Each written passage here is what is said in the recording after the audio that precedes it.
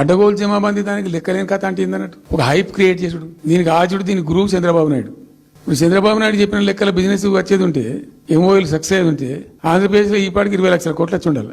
ఏవైతే ఎంఓయూలు అయ్యాయో అవన్నీ కూడా గ్రౌండింగ్ చేయడానికి మనకి దీనికి ఒక ప్రత్యేకమైనటువంటి ఒక మిషన్ ఏర్పాటు చేయడం కూడా జరిగింది. ముఖ్యమంత్రి గారు ఎవ్రీ 15 డేస్కి ఎవ్రీ 1 మంత్కి కూడా రివ్యూ చేయటం, అదేవిధంగా ఏ డిపార్ట్మెంట్ నుంచి మనకి ఎంఓయూలు అయ్యాయో ఆ డిపార్ట్మెంట్ వారు కూడా దాన్ని ప్రతి 15 రోజులకు ఒకసారి రివ్యూ చేసుకుని ఎక్కడ మనం ఉన్నాం, ఏ రకంగా గ్రౌండ్ చేసుకుంటున్నాం అనేటువంటి మైన్యూట్ ప్లానింగ్ తోటి ఈ ఎంఓయూలు చేసుకోవడం జరిగింది. ఊరికే పేరుకి ఎంఓయూలు చెప్పేసి తర్వాత వాటిని రోడ్డు ఎక్కించినటువంటి పరిస్థితి మరి కేసీఆర్ గారు అధికారం ఉన్నప్పుడు జరిగిందేమో, అది వారికి విజ్ఞతగా వదిలేస్తున్నాం. కానీ మనం మాత్రం తూచా తప్పకుండా ప్రతి ఒక్క ఎంఓయూ కూడా గ్రౌండ్ అవడానికి వీలుగానే ఒక స్పష్టమైనటువంటి ప్రణాళికతో వెళుతున్నాం, దాన్ని అమలు చేసి చూపిస్తాం. ఇప్పటికే కొన్ని చేసేసాం. మనం మీటింగ్ కూడా ఈ మధ్య కాలంలో ఒక మీటింగ్ పెట్టుకుని ఎంతవరకు వచ్చింది, ఎన్ని మనకు ముందుకు వెళుతున్నాయి అనేటువంటిది కూడా ముఖ్యమంత్రి గారు రివ్యూ చేయడం జరిగింది.